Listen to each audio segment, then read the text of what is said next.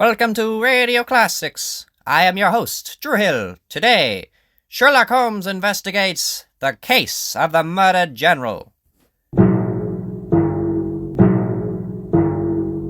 It had been a quiet day in London when a letter came through for Sherlock Holmes. Before this, we did not have a case for several weeks, and Sherlock was restless. As soon as he noticed the address, he ripped it open and scanned the contents. I studied his face eagerly. What is it? He folded the letter and stuffed it into his pocket. Dr. Watson, back quickly. No time for questions. We are going to Montavia. I could not get him to talk until we got into a cab. As the horse started trotting, I said, Now, Holmes, what is this all about? Why are we going to Montavia? My dear Watson, surely you have heard the news from the small Eastern European country? I searched my mind for anything relating to Montavia. I could not find anything, however. No, I'm afraid I have not. The country has been in a state of civil war for over a year. The previous king, Saul I, died in the war.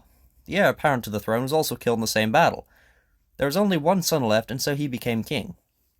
However, there was another man, a former officer by the name of David Meyer. He was quite popular with the people, but viewed with mistrust by King Saul I and discharged. Saul I might have even killed him, but the rebel was quick on his feet and stayed out of reach.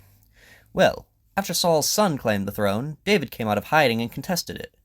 Since he was so popular, the majority has sided with him. The war has raged on for over a year with no clear decision, although the mutinous forces of David have defeated the kings in a couple of small battles. Well, that is all well and good, but why are you going to Montavia now? Why the urgency?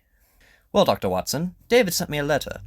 Apparently, the top general of the Royal Army, Abner Vogt, was murdered in a back alley of David's stronghold city, Hebron. I do not understand. Why should David Meyer want you to investigate the death of his enemy?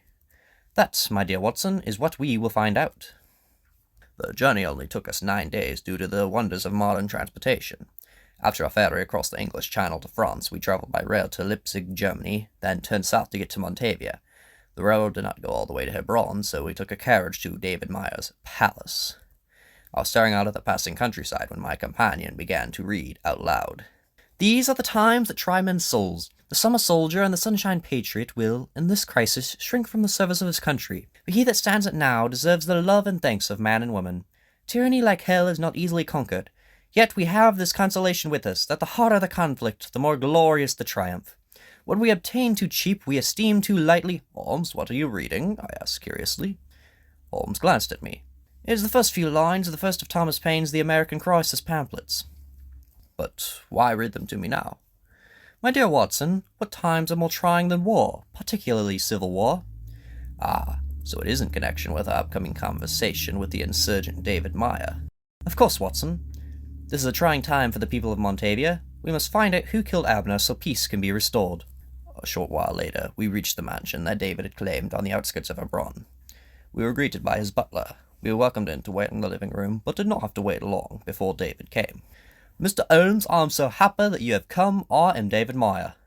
Sherlock stood and shook his hand. I am pleased to meet you. This is my companion, Dr. Watson. You speak very good English. David shook both hands vigorously. Yes, I spent some time in your country during the time that Saul wished to hang me. That is why I heard of you. Then he turned to the doorway. I was in a meeting with some of my officers. I would like for you to meet General Joab Schmidt and his brother, Colonel Abishai. Both greeted us brusquely. David had us all sit down. Mr. Holmes, I hope that you may be able to enlighten us as to who killed General Abner Vogt. Joab grunted. Why does it still trouble you, King? The man is dead, and there is nothing more to be done. Holmes spoke as if Joab had not. I need to start by asking you some questions. First of all, why are you so concerned about this general who is your enemy, from my understanding? David's eyes narrowed slightly. Then he shrugged. You are very frank. The truth is, Abner had actually come to Hebron that fateful night to inform her that he was going to join me and help me claim my throne. Apparently he had a dispute with Saul's son over some woman. Joab snorted. And he saw that the royal forces were growing weaker as his own soldiers began to join us, and he wanted to be on the winning side. David frowned. I believe he was sincere, Holmes interrupted. You say he came to meet with you to give you his support. What happened then?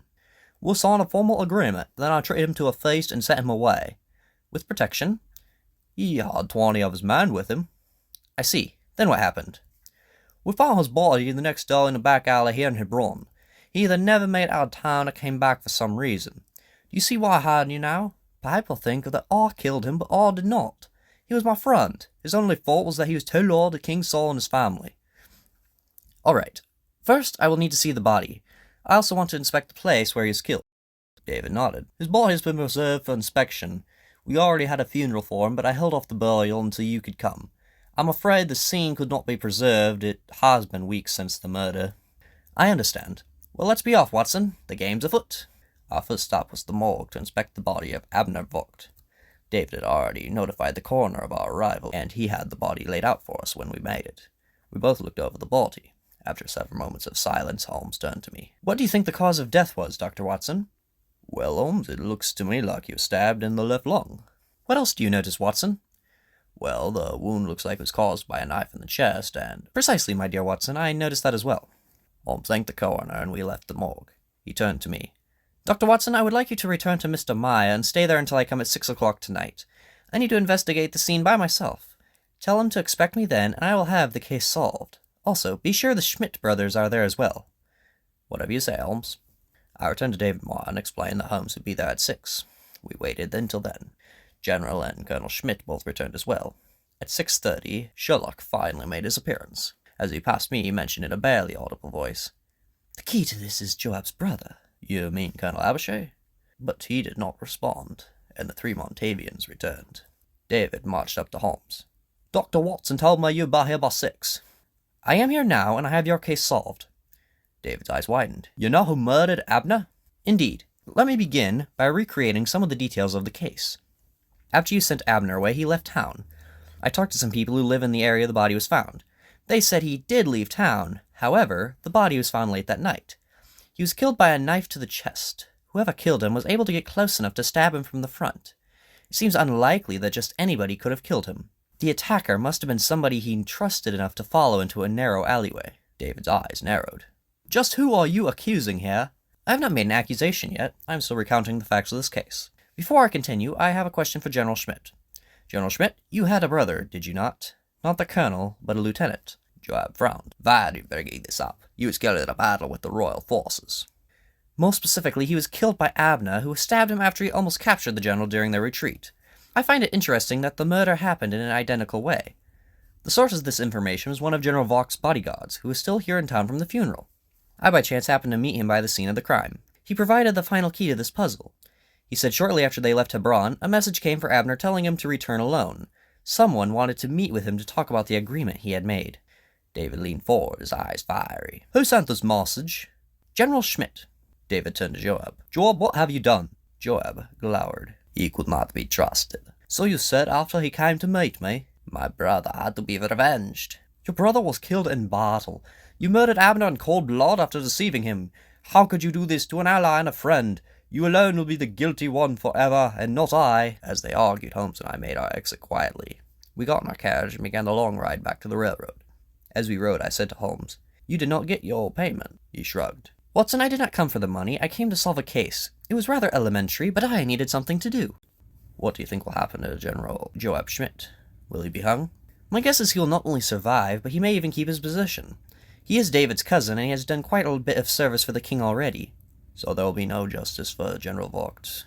I suppose the best that can be said for him is that his only fault was that he was too loyal to king and country. Include this too, dear Watson, if you decide to record this case. Revenge does not pay. An innocent life was lost because of it, and thus ended the case of the murdered general. And that ends our show. Story tonight was loosely based on the adventures of Sherlock Holmes and 2 Samuel chapters 2 and 3 in the Bible. Good night.